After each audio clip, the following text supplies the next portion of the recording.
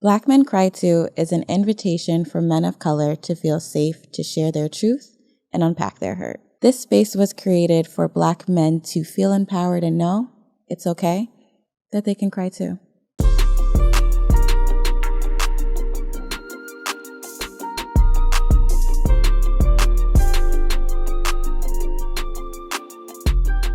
Support for Black Men Cry Too comes from NYC's Heritage of Pride. Thank you so much, NYC Pride, for selecting us for your give back so we can encourage Black men to know that it's okay that they can cry too. Another dope sponsor we have for this season of Black Men Cry Too is Black-owned Scotch Porter. Fellas, if you want the best products for grooming and wellness, head over to BlackMenCryToo.com and follow the affiliate link for special inventory and special discounts. Let's not forget our special partner for this season, Happy Cork, where you can not only get the best wine and spirits, but you can get the best Black-owned wine and spirits with this Black-owned wine and spirits store in the heart of Brooklyn. Head over to happy-cork.com and let them know Black Men Cry Too sent you. This is a special episode, right? Yes, every episode is special. No, but this is like Every episode is special. because the season finale came out already. Yeah, it did. All right, welcome to a special episode Bonus episode. Bonus episode. Bitch, I said. I know, I'm trying to help you out. Welcome to Did a you say bonus. bitch in the episode? He did. That's cool. Oh, okay. Bitches cry too, I guess. Bitch, man, cry. Bitches cry too. Bitches cry too. Bitch men cry Bitch, man, cry too. too. They do. All right, We're all inclusive over here. we are. We are they, they are them. Is bussy boy pussy or... Yes. Okay. I didn't know which one. I heard boy pussy and then I heard butt pussy. And I didn't know which one it was. I mean, both work. And I used to say that to this guy and he never knew what it was. What, and then bussy? and then he like said it back to me one day and I was like, you still never looked up what this word Ew, means. you like your pussy beat? Do I? No. But I thought bussy was... Okay, so if it's a woman, it's butt pussy? Yeah, butt pussy, I guess. Apparently, this is an episode of Horrible Decisions. Absolutely. I just... Where's Weezy? She's in Mexico. Damn, I wish I was in Mexico. She's in Mexico. Yeah, so All right, go. Cool. Go for it. All right. Welcome to an extra special bonus episode of hashtag Black Men Cry Too. Two O's? Where, With two O's? with two O's, Okay. maybe three, depending on how you feel, Two. but two for sure. Mm. Should I redo that intro? Whatever makes you happy. I'm gonna keep going. I'm so glad we put him in the middle. Me too. This is going to be so much fun. Is this an episode about me? Low key, right? I feel like we should now just ambush him and ask him questions about himself. But you already did an episode. Do you remember which number it was? I've done a number of them. I did like number 3. You did? You did too. Yeah. I did 2. You were in season 1. Mm-hmm. There you go. And And season then two. And season 2. And then a bonus Just episode. gotta- Oh my Stay God, away. you're here again for season 3. You just can't It's a stay away. bonus episode So you're just a bonus. that I'm re-recording. But imagine being in 2 Don't be seasons shady and then here. you were in a bonus. That's like an encore. He's the encore of the Just make me the encore. co-host. What's up? You want me to co-host? No. No, I get intimidated by straight men sometimes. Why?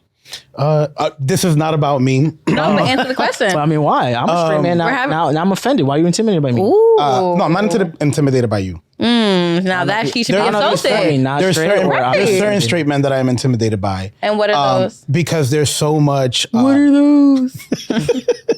There's Y'all- so y'all much. still find that joke funny? Oh my God. I we do. can't just I'm keep one old, that's conversation why. going, right? I'm just going to drink.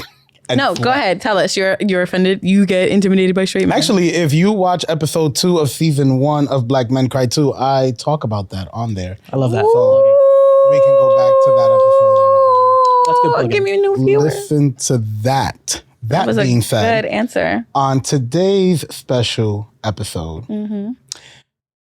we're going to unpack your hurt.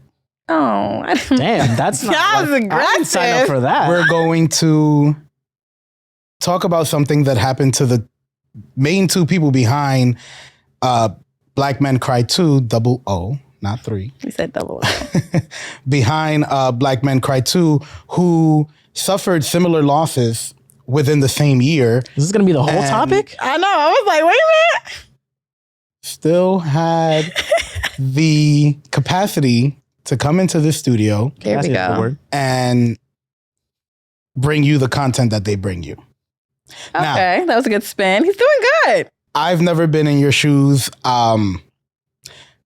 As we all pray to never be in that. Before you say that, I feel like we need to take a shot to that. No, we're gonna take a shot to it in a minute. I don't know. I felt like he was going heavy. I gotta really pack it. I gotta really pack it. Right? And I lost my train of thought. So on that note, cheers. Oh, I'm sorry, babe. Cheers. And I was like, oh, why can't you reach over? Why can't you reach over? Because he's not 30 yet. I have a mild herniated disc. At the age of the tenderoni age. 27. Yeah. I feel like it all starts falling down at 25. No. 30. It's 30. You literally, the day after, you feel it. The knees start to hurt. Oh. Remember when I was on the floor on mine? That's what I'm afraid about. It took a while for me to get up. To get up? Yeah, I had support get me up at my birthday. Really? A little bit. She was going hard. You also I was. were high. Very. And inebriated. Very. Yeah. And old knees. Help me up, guys. Help me up. I feel like you handle your substances really well though. I appreciate that. I used to not be able to. She doesn't. I used to not be able to. I think if you know her, well, yeah, that's true. That's why if you really, really know her and you just look at her, sometimes we're on FaceTime and I'm like, she's high as fuck right she's now. really high. Yeah. Very. She'll text full disclosure and be like, but you see, that's why I feel like she's good at it because you're able to be like, oh, by the way, I'm high right now. Yeah, I'm gonna put it out there before you ask. So you don't be like, what the fuck are you saying? You be like, oh, okay, she's high. Or if you do say something, she'll admit to it. Yeah, like you ask. And you've not. I can't lie. You had to tell me something while you were high that I'm like, this seems out of par. You'll probably text really fast, but then I still don't even see that as out of par. I'll be like, oh, okay. She's just by her phone at this moment. Why do you think she's so easy to be like, to at least let someone know that this is an exceptional occasion and she's typing this way? Because I think if you really know her, you already know. So if you're reading the messages, you're like, oh, okay, something's off. So she just, she'll save you the guesswork, and she'll just. I'll just say yes, I'm high. Yeah. Yeah. I respect that. Definitely. All right, so how are you going to start this off? I thought we started already. I mean. Kick off your first question. Yeah, kick off. We derailed you because you got hella deep for the intro, and I feel like you still haven't said what it is that we're like we have mutually. What we're going to talk about and like what we went through. I said it. You said okay. We cut you off when you said you pray that you don't have to go through it. I mean, you will at some point in time. Well, no, absolutely. Yeah. But what I meant by that is at this age. Yeah, like so early on, right? And the both of you had a similar loss, right? But to two different causes. Yeah. One of which I from what I remember, and we can talk a little bit more about it. But your mom was sick. Yeah. So my mother had brain cancer. I don't know. So she went through that for 2 years. Right. And then, eventually the disease kind of spread and everything like that. And then, do it. And in knowing that she had brain cancer, was there a lifeline? Was there hope that things could get better? What the interesting part about it is that the expectancy of someone's life after a diagnosis of brain cancer, particularly, is around 2 years, 2 to 3 years. Okay. And then there's like, I think a 1 to 5% chance that it goes longer, which is a crazy thing to think about, right? But the process in itself is just from what I saw, it's just draining. Right. When people go through radiation and chemotherapy, it's like a whole 2 years. But I'm not going to lie. In hindsight, I feel like that went by fast. Right. Well, the last 6 months did. The last 6 months went by fast, but I'll get more into that later. Gotcha. Yeah. And then in your case, it was sudden. It was abrupt. I mean, we are a little closer, so I remember getting that phone call, actually the text message. And I was like, what is she talking about? We had just finished texting in a group chat, just kind of joking around and whatever. And we do have a little bit of dark humor sometimes. Yeah. So when she texted me that, I was like, huh? And then I was like, what? And then she repeated it. And I'm like, no, I need to call her. And then it just kind of, I think from that day on for like the next 6 months, it was just so like a roller coaster. So for it to happen so unexpectedly, I can't sit here and ask you, well, how did that feel? Because clearly, but how do you cope with something like that? What are some of your coping mechanisms? And I don't think it's wrong for you to ask how she feels because I feel like everyone has their own unique feeling. That is true. And it'll be probably much more interesting every single time if you ask anybody who deals with coping or copes with losing a parent, period. Right. Right. But yeah, sorry. Yeah. So one thing I was going to say is because we all kind of danced around it, but I feel like everyone knows at this moment, but to sort of take a step back Eden here has been the videographer since season 1. Yes. Episode 5, 6, you jumped on? Episode 6. So the first 5 episodes were recorded by someone else. Yes. Episode 6 onwards has been solely you. Yeah. Oh no, but then you had some that were remote, which I don't remember the gentleman's or Correct. person's name. Correct. But yes, most. But you still edit it. Yeah, exactly. Okay, Yeah. so there's that. So I do consider you the executive producer of this show. Take that, Felix. I like that. Oh, okay, because you're Felix. So he said. Oh wait, you said take that. Yeah, I don't know. Yeah. Just want to make It went over his competition. head. You know, sometimes I kind of heard, but I wasn't sure what he was talking about, so I just kind of It slid the over. microphone didn't This because way. it's so pick that sweaty up. that it and slides over. Is it still sweaty? No. Okay. Yeah, sorry.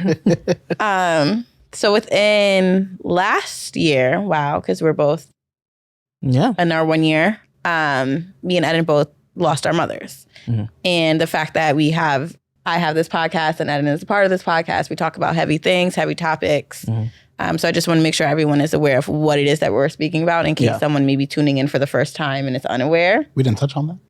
No, I mean, you did were. great. I mean, I think what's interesting is that you were leaning to the idea, which is probably like the first bubble, Yeah. which is like no one wants to go through that, Yeah. but it's gonna have to happen. Yeah. Gotcha. And I think, I mean, at one point, it just kind of in the space of it all, someone could think about what it is, and then here we are. Right. Yeah. So, go on. Go. To Eden's point, the how are you feeling question or how do you feel? I feel like people that are going through grieving and loss, and you can, chime in at any point as well. It could be a very triggering question depending on the day or depending on the person. Right. Because it's people, unfortunately, we don't know what to say. And we are trying to be comforting as possible when you experience something so traumatic. And when you experience something so traumatic, you can fumble around your words because it's like, I care about this person so much. I want them to know that I feel for them, but I can't feel the feelings they're feeling. Mm-hmm. So what can I say or do to like be present and be supportive of them? So to Eden's point, that how are you feeling can be triggering by some people because it's like, well, what do you have to say afterwards? Like, Right. can you even handle what it is that I have to say with how I'm feeling? Yeah. Right. And if you can't, then like, why bother even ask? And there's certain people where you can ask me, how are you feeling? And if you were to ask me that question, if Eden was to ask me that question, I would be honest about my feelings. And that's how I can be honest about the fact that like, yo, I'm high right now. Like I'm letting you know like where I'm at right now and where my state of mind is. So if someone I trust solely asks me, how do you feel? Like I can feel comfortable answering with my truth. And my truth is I feel broken and I feel lost. Right. And even today with talking to my roommate, we were talking about religion. And I was like, there's the reason why, even though I grew up in the church, why I don't go to church anymore and why I say me and God have a funny relationship. Because it's like, do I believe in a higher being? Of course. But do I feel confident and comfortable to be like, let me praise this higher being? No. Right. This higher being took my mother at the age of 29. I got beef with this higher being. Like, Right. to me, this higher being is a man because that's some man ass shit to do. Like, that was me and God got some beef. That was foul to me. But in that, I've recognized my growth and people have helped me point out my growth. Yeah. And I do attest therapy to being why I could be so introspective and have a certain outlook on this awful gift and this beautiful pain, because at the end of the day, it's pain we will carry forever. Correct. But in the sense of who you have in your circle and how you look at life and situations, you can turn your pain into something beautiful. And I think that's a test to what you were saying, how me and Eden are able to still show up and do our job and be around creatives. And I couldn't tell you that I have ever seen Eden wear his pain on his face or wear his pain anytime I've been in here. I haven't. Well, and I can attest to that. I mean, I've been here a couple of times, and my whole family, we kept that quiet. Yep. Just because the last thing I think you would want, I mean, I guess for me, and I guess the way my family runs stuff, the last thing we want is that almost every day someone asks you about that situation. Mm-hmm. And what I thought about earlier as well is, for me, you mentioned the fact of people asking you how you're feeling, but then I'm sure you've come across situations where like they couldn't hold up to the fact that there's a lot of stuff. The way I kind of coped with that was I would get technical. So the people who knew were very minimal, like people I work with, or like more so people I worked for, or like maybe a couple family members max, and then a couple of my friends. I'd just get technical. I'd be like, oh yeah, well, she got to do this, that, and this is the next thing, and then this is the process, and blah, blah, blah. But there's obviously like a whole other bubble or ground or layer that I will never want to share with anybody, because that was just the deep, tough part that maybe who I am now, almost a year later. Right. You know, it's still tough. It's still a hole that keeps getting bigger and bigger, but it's just almost, once you kind of see your like surroundings, you're like, all right, well, you got to start growing. You got to start moving up, or, you know, but still keeping the memories there. Now, when you say that, right, it almost sounds like you're hesitant or afraid to be vulnerable. I like to choose who I'm vulnerable with. Okay. But cautious. Because I can be as open as a book as I'm comfortable, undoubtedly. Mm-hmm. You know, I'll say a lot of things about my personal life. We know. I think that, right. Oh yeah. You know, for the shows I've worked for, yeah, a lot of people know a lot of interesting things about me. But even that being said, as much as I could try to be vulnerable about that, I'll be as vulnerable as getting on a show and talking about my past experience. But again, I think it's like, I forgot what the whole psychology thing. I think it's like, you just have layers of bubbles of what people know. Mm-hmm. And going technical is easier for me than to try to have you understand. I would never want you to feel what we felt. Right. You know, because why would I want that? And you can't. And then I kind of dreaded the idea of filling someone's head with that idea. Okay. Because in those 2 years, all I had was those 2 years to think more about the fact that that day is going to come. Right. And it did. And here I am now.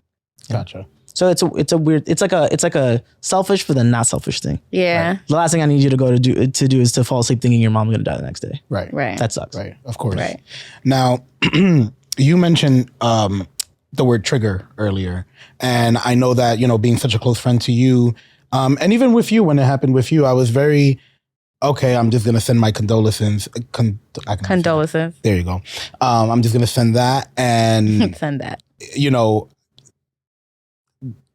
kind of go with Tread the light. flow and see, okay, how do I pivot? How do I say this? What do I say here? And especially with Kat, like I was talking to Aya the other day, and I was like, you know, I don't really bring it up with Kat because I don't think you need to, right? Like this is something that's constantly on your mind. Mm-hmm. So I can't, you know how some people, and no disrespect to anyone, but they're like, oh, how's your brain? And how's your heart? How's my brain?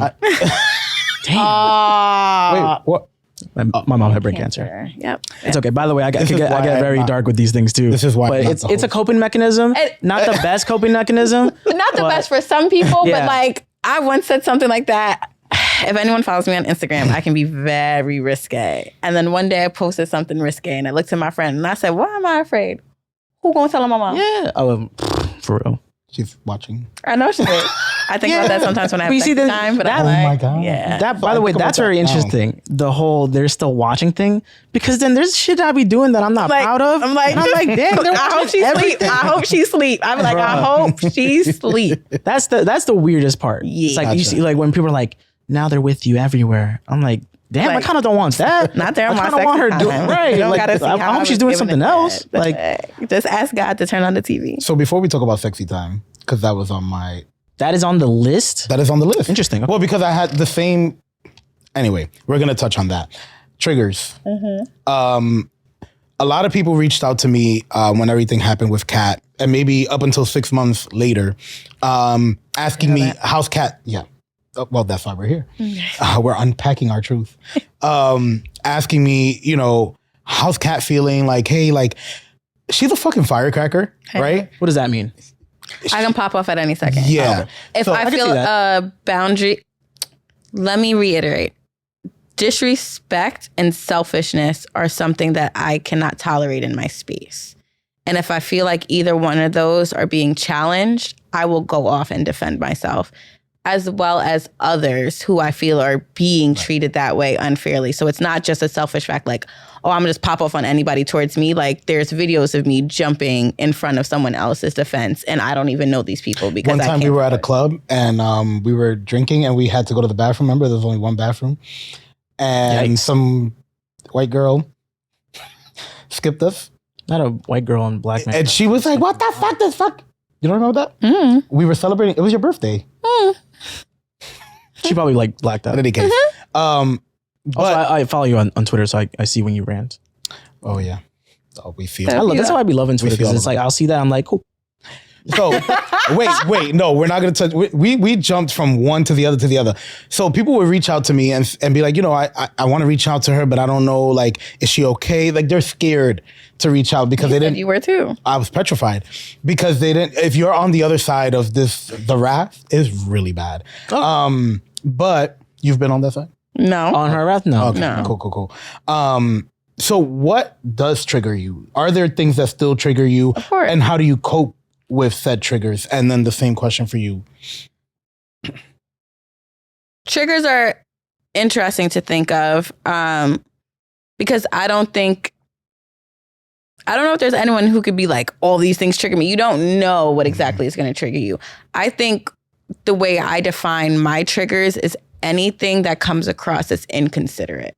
Okay. So when you're not taking in consideration grace of what this person is going through. Now, if they're pushing it, then you'd be like, all right. And like for a circumstance, to use you and I, for an example, we've had a business relationship for a few years now. Yeah. And it's the first time in our business relationship in a few years now, something happened with the show. Yes. And Y'all gonna tell me later, right? you knew about this. Okay. To put it out there, there were some episodes that had need to be re-recorded. Yes. Right. And it was as simple as that. And even when I had said it to certain people, like, I need to do this or I need to figure this out, and I was stressed, but I wasn't upset. Mm-hmm. And people were like, oh, you should have, I'm surprised you didn't. Why would I go off on someone when I know what they're going through and I know this person for so long and nothing like this has ever occurred? Yeah. So that's a grace I'm giving. 100%. And it wasn't even like, it wasn't a second thought of me to not give anything but grace. Why? Because a solution was also presented. Right. Now, if it was just, here is the error and I had to pay, I had to do extra on I've met a lot of people who are like that, by the way, who are, I've seen people just do that to other people. I'm like, why wouldn't you, if you present someone a problem, why not offer a solution? Correct. Even if the solution doesn't work for that person, you already thought ahead. So now you can brainstorm together or let that person counteract. Correct. So you did everything on your end. So the only thing on my end was to play fair and to play with grace. And it was even beautiful for me to see when he was like, thank you for being so like flexible and I appreciate this, that, and the third. And it's like, yo, for the sake of where our relationship has festered onto, and yes, it has been a business relationship with some like friendship aspect to it. It was like, we're now seeing, respecting, and understanding each other. There are people who weren't even doing business things with me who were just not respectful, considerate, or giving me grace. There's people in my there's people in my circle, and when like people ask about them, and I'll tell anyone, and I'm dying on this hill, if at any point in the year one of me losing my mother unexpectedly, I felt like you crossed the boundary, I called you out and on a boundary, and you disrespected that boundary or weren't able to bend to that boundary, that's a trigger and you're gone and you're no longer welcomed in my life at any capacity. I will never bend or let you come back into my life because, again, as we said, this is pain that like we would never put on somebody. But to think about the magnitude of pain and the magnitude of the selfishness you can like put forth on someone who is still navigating through this journey, and especially it being an unexpected journey to step into, and it doesn't take away from the pain, unexpected or not unexpected, because people have asked me that as well. Yeah. It's still the same level of pain. For you to have that level of inconsideration or lack of grace, that is my biggest trigger that I can say out loud, and that is the biggest trigger that will have me never communicate with you again. And I die on that hill. Noted. I will note that. In terms of like triggers as in like words and stuff, or memorabilia, because like I have like my mom's glasses. I got a tattoo when I went to Mexico, and it's like of the Virgin Mary, and I did that because, you know, just for her. But I do plan on having like other tattoos from like my other family members. You know, what's very interesting in terms of like just listening to what you were saying and people crossing the boundary one thing I kind of accepted, and it was a conversation that I had with there's a guy named Wayno, and we used to do a show together. And he's a really funny guy. It was funny how the show even happened. We just like we could just talk to each other, which is like awesome to me. You know, whenever you could just have like a conversation with somebody. And you know, one thing, because he had dealt with a loss very recently at that time, and it sucks that I got in a phone call, and it was talking about hospice. I don't know if y'all know what hospice is. So, and for anybody who doesn't know what hospice is basically the place you kind of send a person to have the easiest way until the day comes. Their last breath. Right. So they kind of mentioned that, but we weren't there yet, but we're going to do at-home hospice. It's a whole process.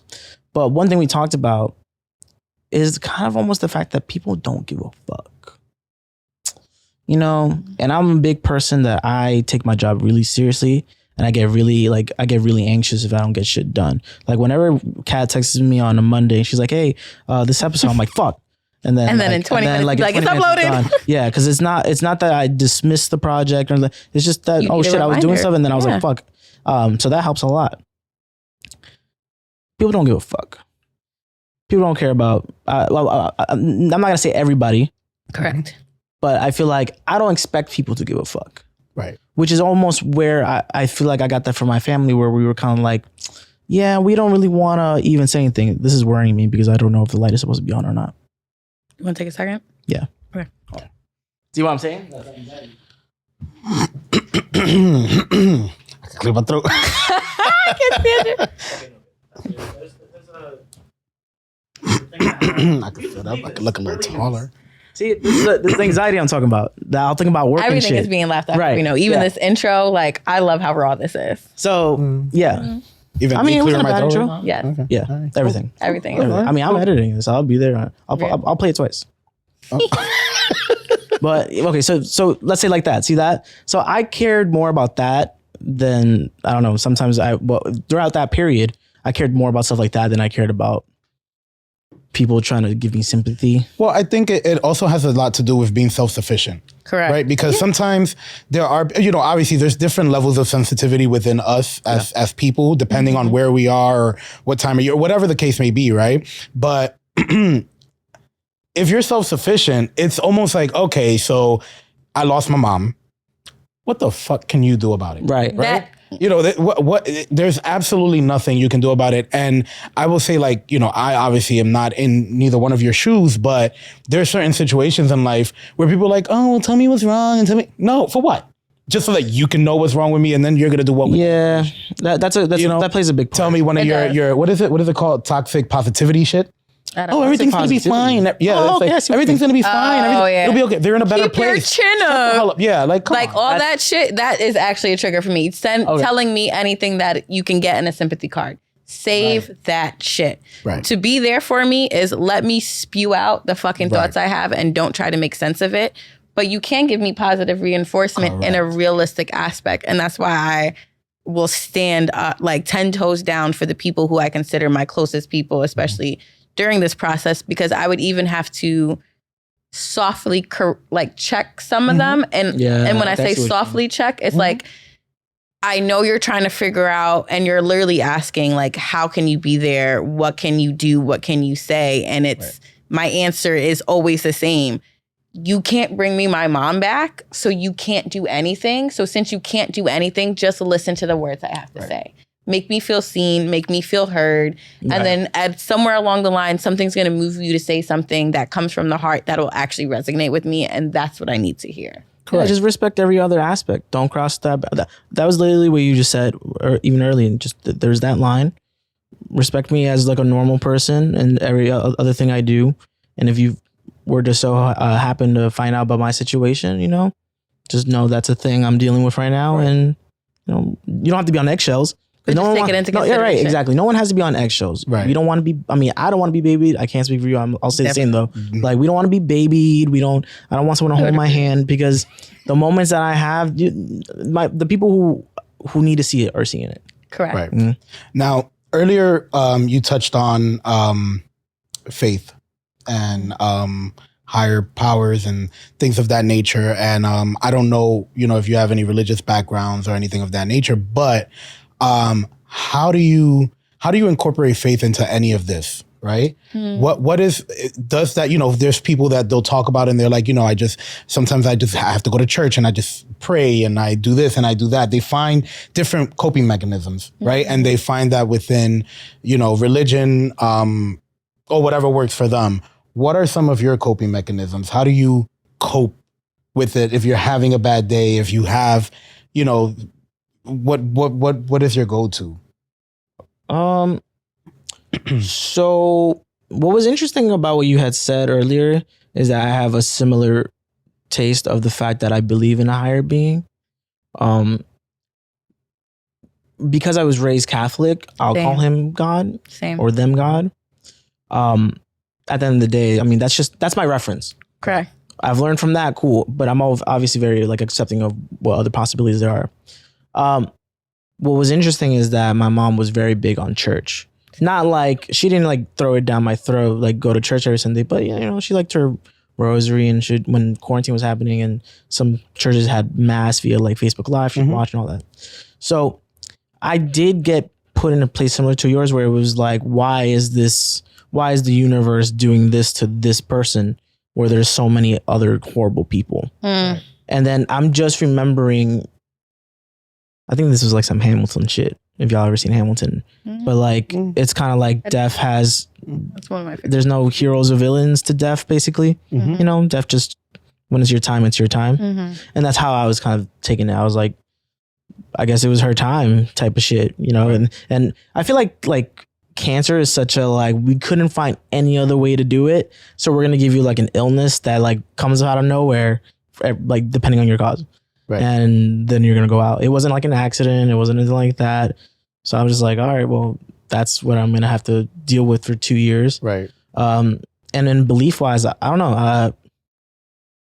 I'm very close with just my immediate family, which is my father, my sister, my nephew now. And I'll even say my nephew's father. We're all cool. And because I knew the right people were caring, and we were all there like a team doing it to the last breath. I swear to you, the last breath, that brings me at ease. Okay. And that brought me at ease at that time. And then in a toxic way, how did I cope with it? Honestly, I thought I would be drinking more. I thought I'd be smoking more. I thought I'd be doing other shit. I was just working too much. Okay. Which is could be a bad thing too. Absolutely. Overloading yourself, forgetting that you have your own literal troubles that you got going on. But because at that time I was in a very I don't think people give a fuck, so why would I try that? Right. I was just I tried to do whatever I could. Yep. But then also work a schedule where I'd be there for my mom and go to literally almost every appointment that she had. Right. So, yeah. Gotcha. And for you? I think it comes into play with, it's also very similar, growing up with this type of belief and mindset. And I also wasn't immune to death. I grew up in a family and an environment where not death wasn't celebrated, but death was they didn't sugarcoat it. And I'm named after my dad's sister, whom I've never met because she was killed in a car accident. A drunk driver killed her before I was born. And almost similar to your time is your time. It's one of those, we don't have control over that. And I have control issues. And that definitely helped me with my control issues. I literally can't control shit in this world anymore. So fuck it. I'm just here off vibes. She's a little too at ease sometimes. And I'm just Kat, what's going on? Yeah, well, that's me now because I'm okay. But I think with that, what was interesting is during the pandemic, so the year before losing my mom, and I keep saying this to people, if that year didn't occur, me now may be different with the way that I was handling the loss of my mother. And what do you mean, as in the pandemic kind of changed my mindset on a lot of things. Okay. Right. So one thing that a friend said to me during the pandemic was, I feel like we're in a spiritual war. Interesting. And when he had said that, this was months before we lost Kobe. And then we lost Kobe. And I was distraught off that alone. My mother even knew how distraught I was going to be because I love Kobe. Kobe was the reason why I loved the game of basketball. And then loved who he was as a person to publicly fail take accountability and change and grow in front of us. Right. That's what I found beautiful. Didn't Don't screw your face. Oh, no. I'm thinking, this is the worst thing to be thinking about, but I was kind of thinking about... Vanessa? No, didn't we... Chadwick? I feel like what was interesting that you said that is that there were some of the guests that you had on, wasn't for season 2? No. Season 1. Or for season 1, for like the second half of season 1 that was talking about that too. Mm-hmm. And yeah, okay, I see. It's the spiritual war thing I'm trying to like really get into. But yeah. So the spiritual war, like I'm still wrapping my mind around. And when someone had said that to me, they were also a guest on this season. They were 2 episodes before this. When they had said it, it made me think about everything that is happening in the world. And then we had the Black Lives Matter movement and like there's a shift in the Black culture and community in general. Like so many shifts have been happening since the pandemic. And the pandemic was when we started losing a lot of people. And it wasn't even for the pandemic. You didn't lose your mom to COVID. I didn't lose my mom to COVID. And like COVID started a massive loss. Correct. To end everyone's life. There's not one person. You also have suffered losses and they weren't related to COVID as well. Correct. And with all of us suffering these losses, like we start reevaluating the way we've been living our lives, reevaluating 100%. Our priorities. And it's like, we're breaking down those toxic traits. And for me, even when it comes to romantic relationships, and not to take it off on like a different rail, if I can't think of an ending for someone, it means that person to me has a greater power. It's this weird thing with being so in tune with self and like universe and whatever you want to call it. I can almost feel and sense like certain things not lasting or how things will actually fizzle and burn. Like I can predict it. I promise you, I could never predict my mother's death. No. However, during the pandemic, I had this weird fear I was going to lose a parent. And the parent was my father because he's older and he has more of the health issues. So to lose my mom was like, fuck, didn't see this coming. Yeah. And then the fact that I can never think of like, what would it actually look like to lose your mom? Like your mom's a fucking superwoman, the fuck? Right. And like even people that came to the funeral were like, I looked at her as like a superhero. Like anytime I would think about loss, I never thought of your mom. And like that was just being so constant. So for me, it was like the confirmation of how high of a power I viewed this person who created me. And then for me to cope with that, literally created you. Wow. So when you cope with that and think about that, you're like, yo, this person is my creator. I'm a product of this person. And because I view this person in such a high light, what can I do to honor this person? And that's when I talk about legacy. And when you talked about, you thought you were going to be drinking and smoking. So did I. Like, and I said it to you. I thought you were too. Yeah, like I thought I was going to go completely off the fucking deep end and off the rail. And I hadn't. And like, I cut back on my drinking. My smoking might have intensified, but it intensified in a different aspect where it's like, I need to be in like thoughts that I'm not allowing myself to be in. I need to like feel and I'm not allowing myself to feel. And like, that's a good point. I keep finding ways to like, avoid facing the music. And it's not that I'm in denial. And I keep telling people that it's not that I'm in denial. It's like, but I know if I sit with it, how hard it's going to take me down. So what can I do to not be taking down to that very depressive level? Because who knows how dark that level could be because you didn't expect this or how deep of a loss that you're sitting in. Right. So for me, it was working. It was doing those things. Like I had so many fears in life and putting myself out there. And this is a fear I didn't consider of losing my mom. And this was my greatest fucking fear. And now that fear has happened, it's like, what the fuck else I gotta lose? So fuck it. I'm gonna call this person out. Right. I'm gonna put my foot down here. I'm gonna take a bet on this. I'm gonna leave my corporate fucking job. I'm gonna move to a different borough and like that I said I never would move in. Because why else? What else can I be afraid of if my biggest fear happened and I'm still here? Right. Every day it's a fucking battle, but I'm still waking up every morning like, well, God gave me another day. So what I'm gonna do today? Yeah.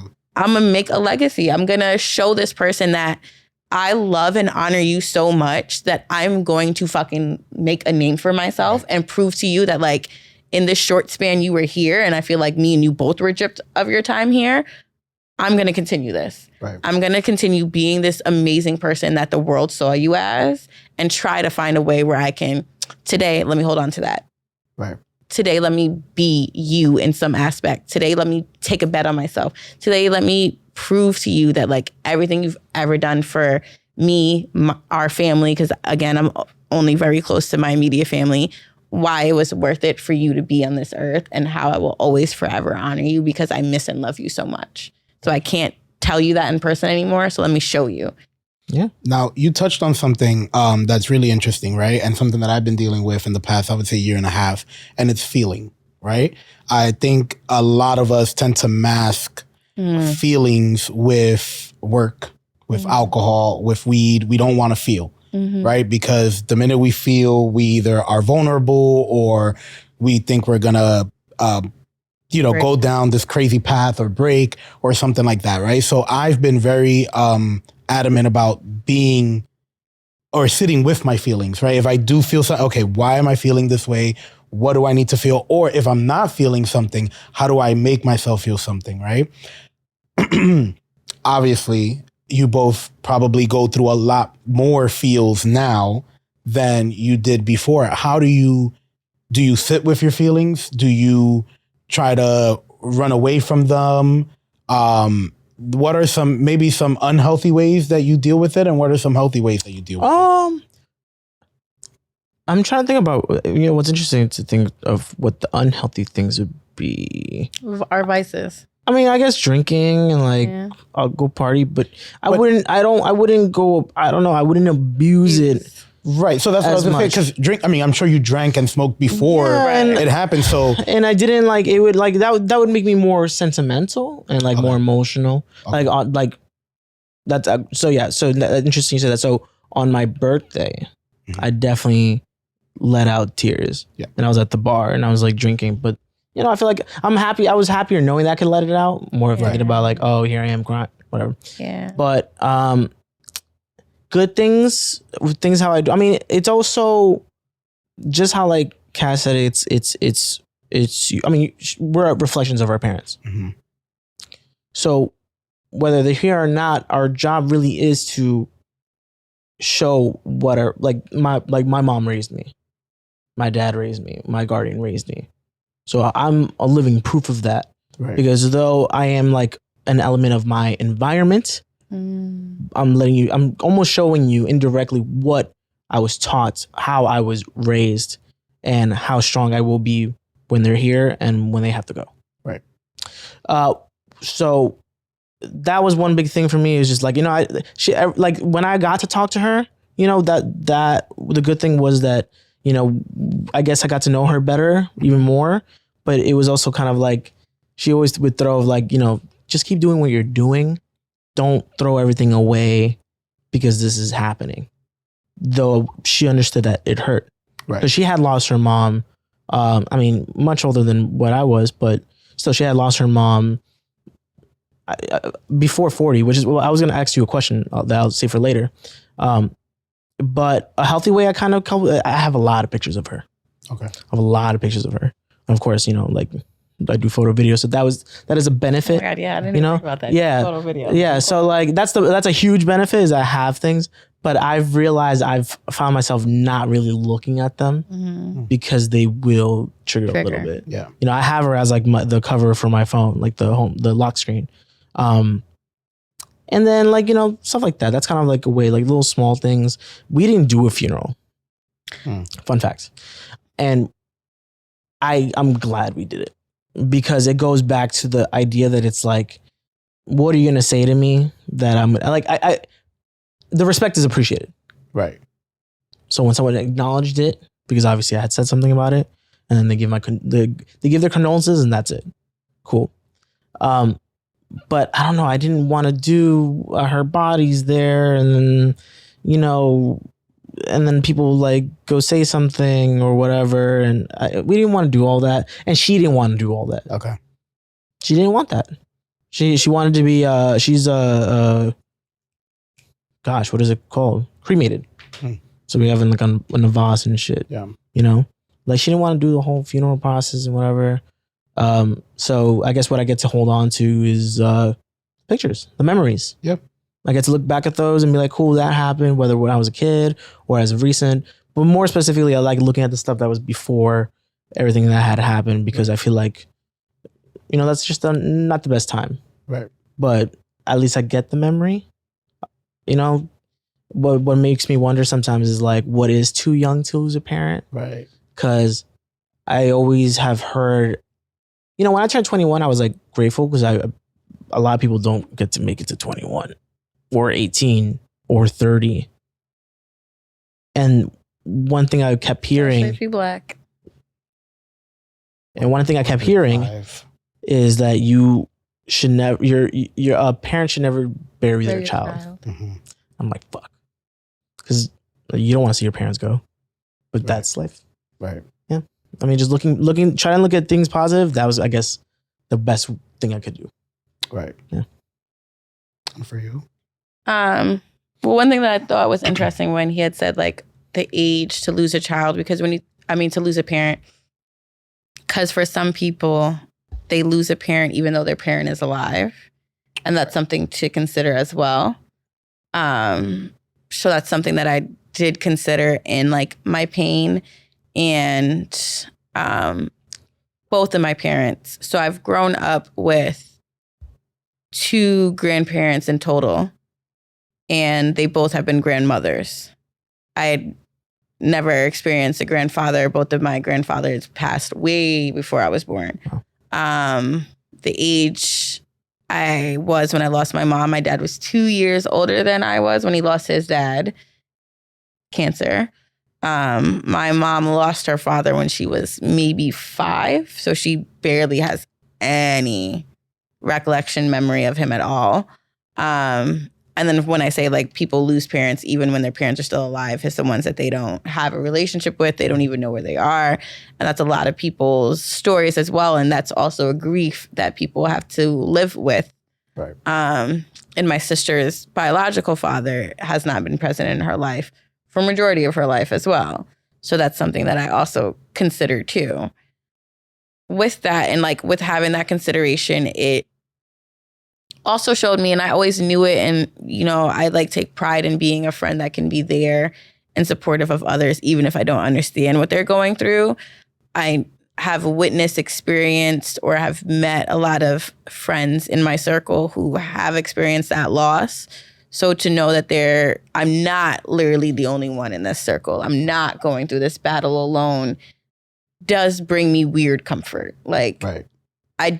It's really when you feel isolated where those isolated thoughts can really take over and be detrimental. So when you don't feel isolated and you feel like there's a community of those that are going through what you're going through, and you see each other like literally trying every day, it kind of gives you a little bit of that push and nudge, even if you're not talking about it. It's like there's someone else it's almost like that safe space. Yeah. Like you feel it's a safe space as well as a motivational factor. Like we're not saying it. It's unspoken. We all know we have it.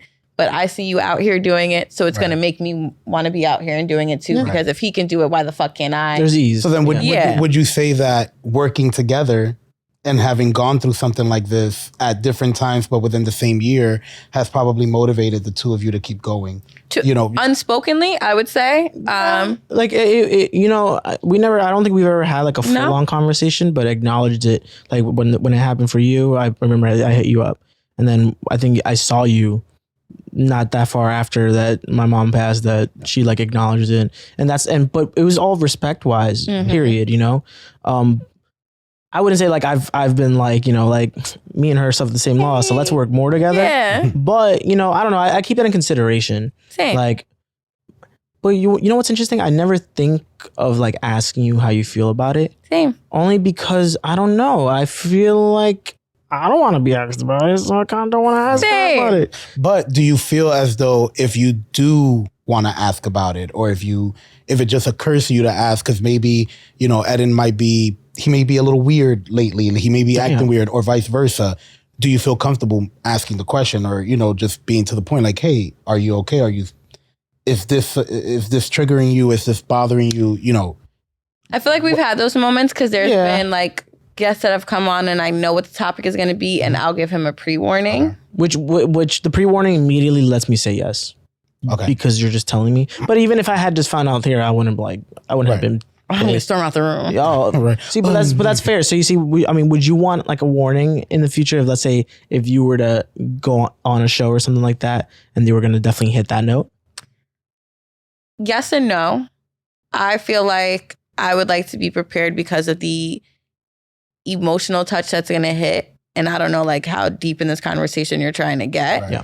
But I would also say no, because I will talk about stories about my mother, or I will bring my mother up, or other people may like say a memory or ask a question, or I may have to correct someone and tell them something. And that's something that I just have to keep in my mind, that this is just going to be life forever. Like, Right. not everyone is going to know, not everyone is going to remember at every moment, or just know how to operate. And as long as I can tell the difference between like malicious and intent, like if I can understand your intent, then I can move forward. If I feel like that intent, again, with that boundary and that line is like, how we about to have this planned out? Because again, I'm the firecracker. So am I about to shoot off one today or not? Right. And for me, like I would want to say something to you, like in thinking of now, or to anybody who I know that had recently lost someone, and I realized this, like I'd want to make sure I'll say one thing and make sure it's the one thing, and whenever they're ready to reach back out or whatever, like that's fine. Or I haven't seen a moment where I'm like, okay, well, this is like the right time to talk about this. Mm-hmm. Because I've had a lot of people, and just people I don't know, like either hit me up and tell me like, sorry for your loss, which is like really appreciated. Don't get it twisted. But I've also had like in-person social interactions where someone just kind of just goes into a whole conversation about it. Yeah. I'm like, this ain't the time. Like, I'm in a good mood. I'm taking shots. So how do you respond to that though, right? Like, do you say like, oh, thank you so much, but I don't want to talk about that right now? You 100% can. Okay. I'm just a very like, I almost just do it for them. And I'm like, I feel like you kind of want to talk about this more than I do. So I'm like, sure, let's go about it. Because then it also it almost kind of trains my brain about the whole reality that you said that this is forever. Right. So people are going to ask you now or later. Right. You can't always be prepared for what they're going to ask of that nature. And it's really you yourself that trains yourself to know how to deal with the situation. One answer will cut the conversation fast, and then what answer will make it a long conversation. And where do you feel comfortable today? Yeah. Right. How comfortable do you feel today sharing what you feel like sharing? Right. And you have control of that. And it's acknowledging that you have control of that. Because there's other people in my circle as well. And there's a very, very close friend of mine who he will divert the conversation. Meanwhile, I can be open to having it longer. But as soon as he diverts, he, who also has experienced the same type of loss, that's where he is at, and I'm going to respect that. Right. I'm not going to push because I'm more comfortable and this person is asking to continue having this conversation. Someone in our presence is no longer comfortable, and I'm respecting that. Gotcha. Now, sometimes, again, some losses are unexpected. Some we know it's going to happen. We just don't know exactly when, but we know it's coming. And that goes for everybody. Yeah, absolutely. Is there anything you wish you would have done differently prior to things happening? I'll let you go first, Kevin. Yes and no. No, because for people who know me, know that we had our therapy journey the year before she passed. And literally a year before she passed, we weren't in a good space. Right. We were not in a good space. I didn't want to speak to her. Like, it just was not good. And throughout that entire year, and then even considering the pandemic, seeing like the growth level we went through, like I replayed our text messages a year from the day she passed. And it was interesting to see how like it was just sharp and wasn't well. And then to see like the up and down and then the constant, like it was a transition, a beautiful transition. The day she took her last breath, the last messages between us was me, her, and my sister, and we were all laughing and like making jokes amongst each other. Right. So I get to be like, yo, she had left and we were in a good fucking space. That's great. And not only were we in a good fucking space, we had a very uncomfortable conversation in front of a therapist where we were able to like put shit out there amongst the two of us. And we had 2 therapy sessions. So one was me and her, and one was me, my sister, my father, and her. We had a whole family session. And in the family session, and even the way the family session went, like, I had called out to her. At the end of the day, she's a Caribbean woman. She was born in the Caribbean. And I said to her, the fact that you are doing things that you don't even believe in or are outside of your norm, off of the strength of making sure the people you love the most, which is everyone sitting in this room, speaks fucking volumes. Takes a lot. A lot From to be like, anybody. I'm going to meet you where you want to be met because I love you so much, even if I don't agree with you. Right. And especially in a generational Oh gap. yeah, definitely. And that's a strong one that I'm watching a lot of my friends still struggle through. And even though I struggled with her for a really long time, I got her there. Right. She got there. And we had there before she left me. Right. That alone has like gotten me through it. I kind of forgot your question. I forgot it too. It was. I think. Would you have done anything different? Anything different, right. Yeah, Anything right. different. I think the only thing I would have done differently was now I have more questions. And it's not even like bad questions, but it was just like, damn, if I knew time was limited like this, there would have been more questions I would have asked Right. or more things I would have said directly to get to that like level of like, I hate the idea of like even relationships when they end and you don't have that good closure. I don't like not knowing. I don't like what was this last question and what was this answer to?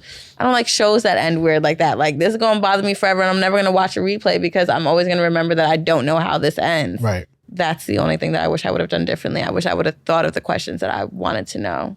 Gotcha. For you?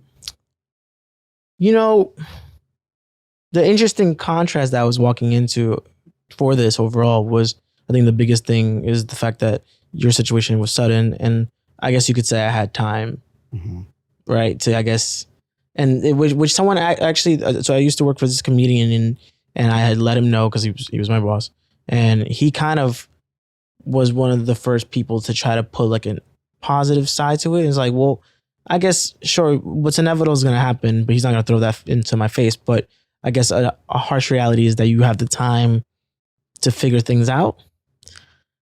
Which was, yes, mildly true. Sure. You know? But when you're dealing with the situation, it's kind of like you're dealing with the situation that's at hand and then trying to bring comfort into someone who knows what the inevitable is undoubtedly in a less amount. Like, And you don't even know when. And you don't even know when. Like no one, I don't think anyone here is living right now thinking they're going to die tomorrow. No. You know? So that sucks because you can't, it's like, it's the empathy. Yeah. You can't, and then like sometimes I forgot what's the word, but it's funny because like it's empathy, blah blah, and then blah blah. But I would feel her pain of the fact that she realized sometimes that there's a day that this shit's gonna happen. Long story short, no, I don't have any real regrets. And I kind of didn't try to go for the whole like I need to know this before you're gone kind of method either.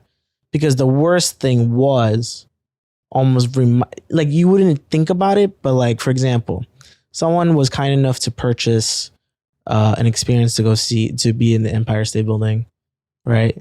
For me, my mother, and then another family member. But the reason for that was for the fact is that she has cancer. So realistically, you're in there. You're like, why am I here? Oh, it's because I have cancer. So that kind of sucks. You know, she hated special things to be done because here we are reminding me again that this might be the last one. Right. So, yeah, I didn't have any real regrets. So thank you for that. Right. Because I think it's something that I think we all think about, right? Like, what can I do now before or what you wish you had done or what you wish you had done, you know, before that person left us. Now to switch gears just a little bit, I have a really good friend of mine whose mom is battling stage 4 cancer. And then I have people that I know who are not necessarily in the best space with their mom, or with a parental person, a guardian, Parental unit, guardian. Right? Unit is hilarious. What advice do you have for these people? And I ask because one friend in particular had asked me to connect them with Kat. Oh God. Because it was like, oh my God, like I don't know what to do. Right. I'm like, oh God. Yeah, it was like I don't know what to do. Talk to somebody. I'll be like, look, bitch, get your shit together. The last thing I wanted to do is talk to anybody who was losing their mom at the same time or had gone through that. Right. I don't know. For me. No, that's also yes. Because I was like, I'd be like, Yeah. I don't want to say anything wrong, and then you always it's like an immediate fear of triggering. So that would be my immediate fear for, let's say, even Kat. I don't want to, even though you would be, I feel like you would be comfortable, and I would come to you respectfully, like about how to talk about the situation. But I don't want to make her go through that memory, right? You know, even though we're obviously having open dialogue about this right now, right? Yeah. So in theory, it's almost selfish of someone to ask that. So because it's self-serving, but they're not taking into consideration what that can trigger. Intent. Again, it's intent and how you approach somebody. It's a person. If you're saying, "Hey, I understand this, but would you feel comfortable? How are you presenting this topic to me?" Yeah, that's what's gonna get me to speak. Yeah, gotcha. Okay, I think that's the best set. It's it's the approach, right? Because I never saw Kat as in like, well, Kat is the person I should talk to. Not that they would say it like that, but I'm just saying there will be people who feel that way. And that's cool. And there's nothing wrong with that. But I've spoken about this before on the platform. Yeah. And that's kind of my way of trying to ease it for people. Right. The idea is a thing. And like you said, there's comfort in knowing that there's other people in this world who are dealing with the same thing, who have dealt with the same thing. You know, my father literally lost his father the year before we lost my mom. Gotcha. So like lost dad and then the mother of my children. Right. Yeah. It's like it's common, and especially, I'm not gonna lie, at our age, you know, that's where the whole young thing kind of sometimes I think about. I'm like, did I lose my mom young? You did. Or old?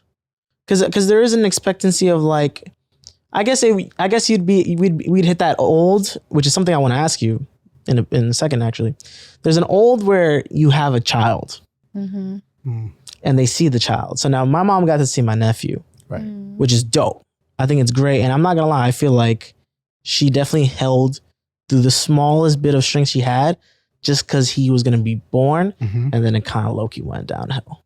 Yeah, she was like, all right, now I gotta. This is what I wanted. I'm out. Now, if it's okay for me to ask, of course. Do you have that?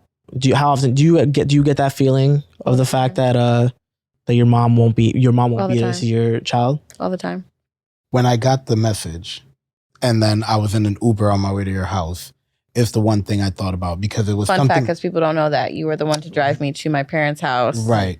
When I lost my mother, because he was I don't know how it was the first one that she called, but I was like, I know he's off. He's over the bridge. Felix. I was laying in bed. That says a lot, though. I hope you know that. Yeah. Because I have no like idea of the friendship you guys have, but I feel like you can't just trust anybody with that moment of vulnerability. Right. That's like it's probably a lot more intense internally than you might have probably thought. Right. And I don't know if you were calm or you were going crazy and everything. We were making jokes, but then it was like we cracked jokes, and then she'll just start crying out of nowhere. Fair. And it's like, definitely okay, I don't know. Do I start crying too? What do we do? How do we do this? And it was almost like he's awkward enough where he's just gonna let me be in my shit. That's the vulnerability that's appreciated. You were there to just understand that she could go through. She could go through all these phases, and which is what happens with me and my friends too. That they know they don't really ask me about stuff, but they know if I gotta let something out, I'll let it out. Yeah. Sometimes it might be a fucked up joke. Sometimes I'll be like, oh yeah, mom like that. Yeah. And then that's it. And then that's how I go through it. But I'm sorry, you were gonna say. Well, no. We were talking about, parents seeing their grandkids and things of that nature. But Kat always was very adamant about, my mom is gonna not only she's gonna deliver my child, but she's gonna be the grandma. Right. Obviously, duh. So, in what Eden is asking you, it's the one thing that for me has always stayed there. And I remember you saying that on the car ride to Long Island. And but at the moment for me as the driver, it was very surreal. It was like, whoa, like, is this really happening? Like, is everything that's happening now really happening? Yeah. It was just very weird. And it probably was the same for you. I was just going to say, still to this day, it doesn't feel real. Right. Yeah. And I think that's the part that trips me up. And then you get into those moments where it feels real, and then you're reminded how real it is, and then you're like, again, when I say I'm not in denial, but it still feels very surreal. I feel like that's what people think, that people who've lost a person just feel immediately. But I can see where it happens, though. Right. But I'm on the same page as you. Because it's not like, we can't deny what is our reality, but we can still feel like, yo, this is our reality? Like, oh shit. This is our reality. Right. And then you get reminded by it. And that's what can be triggering. It's like, the reminder of, oh shit, this is still my reality. And then that's when you can randomly like break down crying and then be like, all right, let me wipe these tears and go like do whatever I have to do right now. Right.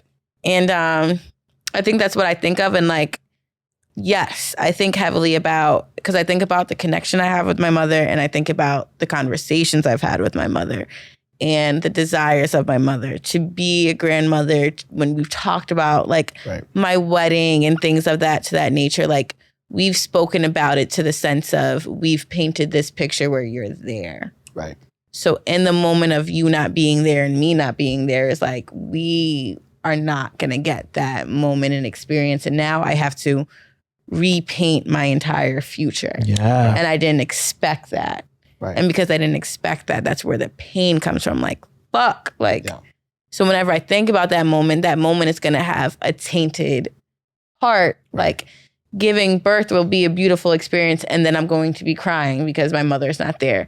Getting married is going to be a beautiful experience, and then I'm going to cry at my wedding, besides the fact of it being my wedding because my mother is not there. Correct. On my 30th, like, granted, you guys weren't there at that moment. After the 30th, at the bar we were at afterwards, I looked to her friend and I said, I'm going to go cry now. And she was like, no, you're not. And I said, nope, I am. And I went outside and I broke down because it was like, yo, this is 30, and 30 has so That's much. That's what 30 gave you. Yeah. So much. Right before, yeah. And she's not here. And birthdays are our thing. And even though I felt her there and everyone felt her there and you couldn't deny her energy wasn't there, she's physically not here. And I have to sit in this moment and be sad that she's not here. And I have to remember that for the rest of my life. I'm going to sit in every happy moment and be sad. Right. Because she's not here. Right. And that's how I think about it. It's bitter. I tell people I have a bittersweet life until the day I die. Yeah. That's a way to put it. A good way to put it, because it's like the thoughts are always there. Right. They're always there. But you can't let it consume you. Right. You can't, because then because they're not gonna want you to live your life with that feeling as strong, anyways. That it affects your life, where you're not doing shit, because then guess what? Now you're not doing what they kind of wanted you to do in the first place, whether they were there or not. Right. It tarnishes the whole thing. Fun fact. I was gonna ask you, when was the last time you cried about your mom? 2 days ago. Not that was the fun fact. Oh, I was about to say, okay. Sorry, right. 2 days ago. The last time I cried was like 2 weeks ago, 2 to 3 weeks ago. And it was funny to me only because like I had like gone, like I went out with like coworkers and then we got fucked up, and then I went home and it was all cool. And until I got there, then I was like looking pictures. See, I saw one picture on my desktop and I'm like, fuck. And then I usually, but whenever I think about my mom, I'll usually post it on my Instagram. I'm like, I could put this on my story. I don't give a fuck. Which are really nice, by the way. Thanks. I enjoy those. I appreciate posts that from you. Yeah. Yeah. Like it's just, and that's like, if you see that, that's literally, I had just thought about my mom very particularly. I'm definitely crying. Yeah. Like it was there. And then I proceeded to eat like a whole hero grilled chicken sandwich. And I was totally cool. As you should, because it's like it'll be like a big wave. And then I'm like, I gotta fuck up this chicken sandwich. Yeah. It's always a big wave. So Eden is actually on this side right now, so I don't know how much time we have left. We could do like 5 minutes. Like 5 minutes? Okay. I have one question unrelated to this. Is that the camera that is recording? It's the one in the middle. With the right there with the thing. Why isn't that teleprompter on? Oh, well, because we have nothing. Yeah, because you're not reading the Right. Noted. Was that the question? Well, that was one. Oh. So we're getting ready to wrap this up, right? I have something that I want to leave people with, but before that, is there anything you'd like to? Interesting that we're making this about Felix when it was all about us. Well, because you peeped that? Because I'm the host. I'm not the host. Right. Like you sitting next to the host, the fuck? You're moderating. So you want to ask the question? No, go ahead. Say what you got to say. Does this give you anxiety, by the way? Because I realized, like halfway through this, I was like, damn, I feel like, or you. I apologize in advance, just in case. I was like, damn, I just realized the conversation. I'm doing literally the thing I was trying to avoid to do for people, which is like talk about my mom or like the experience, and then possibly instilling the fear in your head, like, fuck, this is gonna happen one day. Oh, I think about it all the time. Yeah, it's undeniable at this point. People are always gonna think about it, especially being close friends or friends or know the person who's going through it. It's just always gonna be a thought. But I think what it does is it helps bring different thoughts about how they will handle it. Yeah. And the fact that it is possible and capable to live through it. Right. So that's what again, when I think about the fact that I lost my mom, it's like I grew up with two parents who didn't have one of their parents the whole time raising me. Right. Oh, yeah. Right. Yeah. So what was your question, Felix? It wasn't a question. Well, it was a question. Yeah, you said that was good. It was no, it was just I wanted to know what you would want to leave people with, you know, after this conversation. I know some people may see it as something heavy. You know, it may be a trigger for other people that might put a trigger warning in the beginning. Yeah. Right. It may be a trigger for other people, but for those of you who lasted this long and watched till the end, you know, what is something that you'd like to leave people with? Eden. You know, that's interesting because it's like, there's just a lot of things. And that was the funny thing about coming to this today, because I was like, I should prepare about thinking things, and I absolutely didn't, but I knew I was able to just kind of like, speak from the heart. What can I leave people with? I mean, you know, it might be, if I say it's corny, then it's going to be corny. So it's not corny, but live your life to the best that you can, like however you can, because shit's death is inevitable. Yeah. It's going to happen to either you or somebody. And if it's a relative, I'm sure they're going to want you to just kind of move forward, but keep them in your memories. Absolutely. Mine would be similar, but mine would be living your truth and living your truth every day. So if you're having a day, instead of like trying to truck through the day and be a ticking time bomb in the day, I'm having a day. Today is a day. My day is more heavy than whatever the fuck you're presenting to me right now. Right. And that's the reality of my day today. So I don't give a fuck. And I'm not going to get back to you. And it's not that I don't fuck with you. It's just this shit right here is what's consuming me. Right. And I feel comfortable saying, this is what's consuming me. I don't have it for you. And I'm standing firm in that. And again, when we talk about grace and being considerate and being empathetic people, which is a lost language in our society, if you can't respect that, that's fine. Because when I get out of that day, I'm going to remember that. Right. And I'm not going to remember you moving forward. And you'll be the one asked out. Is Kat a type to hold grudges? I'm petty. I don't hold grudges. I'm very petty. Very petty. I've never been on that side. That's why. You don't want to be. Oh, wait, on that? Yeah, no. I was there once. No, you weren't. Okay, I may take petty jabs, but I was never like grudge petty. You got to be petty with your friends sometimes. But Exactly, to show them that you're not the motherfucking one. That's some bullshit. He will try you. He's the type of friend who will try and push his limits until he gets fucking checked. I have no comment. But it's accountability also on the other party, and that's it. Also, you did a great job moderating this, by the way. You did. Well, I thought you were gonna fumble a little bit. Really? You were sweaty when you sat down, so that made me a little. Wait, I mean, I was walking fast and having MTA issues, but what I wanted to leave that camera. I keep looking at the white one. What I did want to leave people with, and it was something that came up when you were speaking of how, you know, one of the ways you cope with everything was by working a lot. And there is something online. It's called the Tree of Addiction. I don't know if you've heard of it. But the Tree of Addiction will explain a lot of our issues and where they stem from. And it's literally a drawing of a tree with the root, with the trunk, and then the branches. And it shows you where the root of our problems come from, and one of them being grief, and then one of them being workaholic as one of the branches. So it's something that I encourage. It changed my life when I saw it. My therapist showed it to me, and now I show it to everyone. But it's something that I encourage everyone to Google and keep a copy of, and just look at it and check yourself, right? Because sometimes we can get so caught into what we're feeling at that moment, whether it's grief, it could even be happiness, it can be anything, right? But we get so caught up in that moment that we don't know how to push forward. And by looking at that, you see, okay, you know what? I'm grieving right now, and I'm turning to work, or I'm turning to that, you know, hero, or whatever it is that I'm turning to. I need to stop because this is an addiction. And if I continue, it's going to get worse and worse and worse. Yeah, I think one of the first steps is just acknowledge. Yeah, absolutely. Cool. So that's living in your truth, though. Yeah, living in your truth, which we talk about a lot, but a lot of people don't necessarily live in their truth. It's more of a concept. Oh, this is cool. I need to live in my truth, or I'm an empath, or I'm this, or I'm that. You don't even know what it means. You know? So on that note, thank y'all for tuning in. And thank y'all for being vulnerable and talking to me. And I don't know how to close this thing out because I don't host on a regular basis. But as always, you can tune into the conversation with hashtag BlackMenCryToo. That's how many O's? Double O. Hey, 2 O's.